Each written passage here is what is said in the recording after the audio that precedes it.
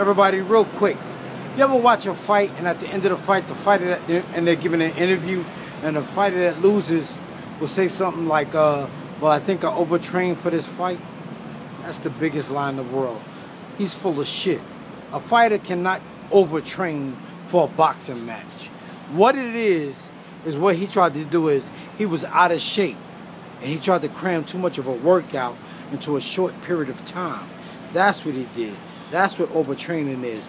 And usually guys do this when they're out of shape, or they overweight, or they're eating like they're going to the electric chair. And they'll try to gain weight, they'll try to lose weight in time for a fight. And you know, they'll wear a plastic suit and something like that, a plastic suit. They'll chew gum, jump rope in a sauna. They do all these things like fighters call hydrating or some shit they say, some dumb shit they be saying. They do this to try to lose weight. And then they try to make the weight at the weigh-in, and then they'll go right back up to the weight they originally was. And usually when a fighter does this, he's out of shape. Whenever you see a fighter walking around with a plastic suit on, or working out with a plastic suit on, it's because he's out of shape. Another thing you could tell when a fighter's out of shape is when they bleed easy. When they bleed above the eyes, or they get a bloody nose real fast. That usually comes from being out of shape also. And the reason that happens is because it's like a balloon. When you blow the balloon up, it's real tight.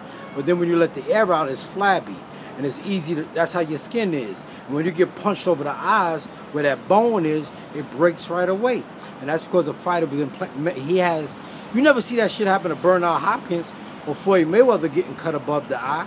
That's because they're always in shape. And the reason I talk about these guys is because I think they're like the epitome of what an in-shape fighter should look like.